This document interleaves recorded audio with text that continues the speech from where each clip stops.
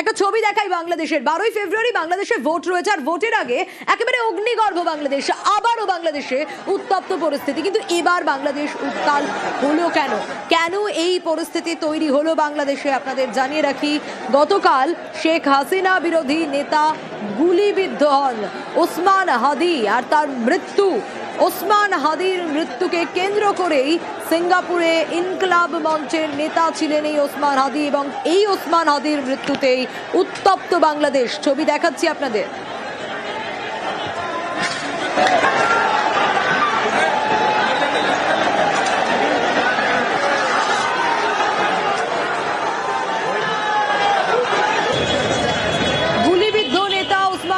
মৃত্যু সিঙ্গাপুরে ইনকলাব মঞ্চের নেতা ছিলেন ওসমান হাদি। গণবিক্ষোভে উত্তাল ঢাকা, চট্টগ্রাম। আর ওসমান হাদির মৃত্যুতে শাহবাগ স্কোয়ারে অবরোধ।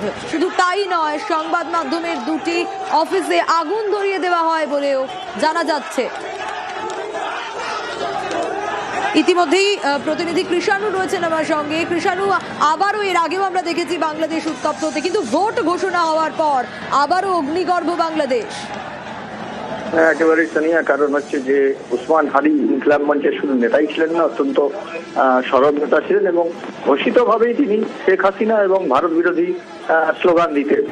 এবং তার মৃত্যুতে ফলে স্বাভাবিকভাবেই প্রথম আক্রোশটা নামে হচ্ছে আওয়ামী লীগের অফিসের উপরে। তার অফিস ভাঙচুর করা হয় এবং দুটি সংবাদ মাধ্যম, প্রথম আলো এবং ডেইলি স্টারের অফিসও আক্রান্ত হয়। এবং তারপরে দেখা যায় যে আরো ধানমন্ডি শেখ মুজিবুর রহমানের ধানমন্ডির বাড়িতেও ভাঙচুর হয় এবং বিক্ষোভ এত দূরই ছড়ানোর পরে যে প্রায় কার্যত বলা যায় যে অগ্নিগর্ভ হয়ে রয়েছে বাংলাদেশ।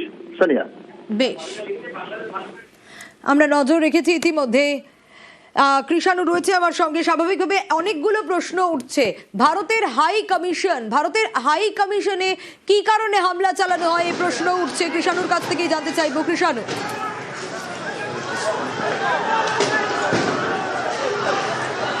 নজর রাখবো ইতিমধ্যেই হাসিনা বিরোধী নেতা খুনের জের আর অভিযোগ উঠে আসছে ভারতে বসেই নাকি হাদি হত্যার ছক মুজিব কন্যার।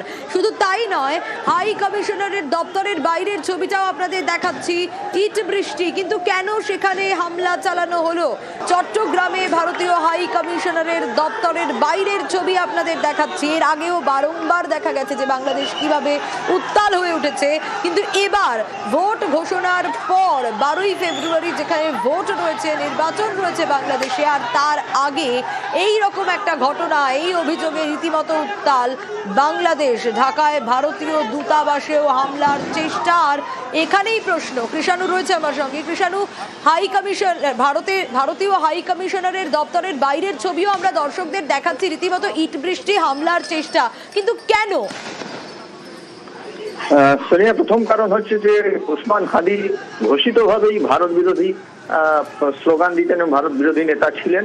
ইনকলাব মঞ্চের বিভিন্ন যে অনুষ্ঠান হতো তাতেও তারা ভারত বিরোধী স্লোগান এবং শেখ হাসিনার বিরোধী স্লোগান তুলতেন। এবং যেহেতু শেখ হাসিনা এই মুহূর্তে ভারতে রয়েছেন এবং সেটা মনে করা হচ্ছে যে ওরা সন্দেহ করেন যে ওসমান হাদির সমর্থকরা মনে করেন যে এই হত্যাকাণ্ডের পিছনে হয়তো সম্ভবত শেখ হাসিনার সমর্থক অথবা ভারত সমর্থক কোনো লোক রয়েছে, ভারত অনুগত কোনো গোষ্ঠী রয়েছে। এবং তার ফলে সমস্ত আক্রোশটা গিয়ে পড়ে শেখ হাসিনার যে দপ্তর রয়েছে, শেখ মুজিবুর রহমানের বাড়ি এবং ভারতীয় দূতাবাস ঢাকায় এবং চট্টগ্রামে ভারতীয় হাই কমিশন। এই কমিশনের বাইরে বিক্ষোভ হয় এবং ইট বৃষ্টি হয়, ব্যাপক ইট বৃষ্টি হয়।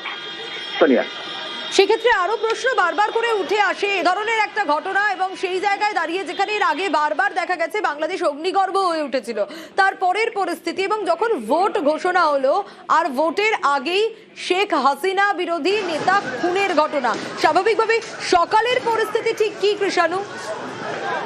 না, এমনি সকালেও ওই অগ্নিগর্ভই হয়ে রয়েছে বাংলাদেশ। কেন জায়গায় জায়গায় কিন্তু ওসমান হাদি সমর্থক বা ইনকলাব মঞ্চের সমর্থকদের বিক্ষোভ চলছে এবং যে জায়গাগুলো হচ্ছে তারা একেবারে কৃষাণু, অবশ্যই তোমার কাছ থেকে আপডেট নেব, একটু সঙ্গে থাকো। ইতিমধ্যে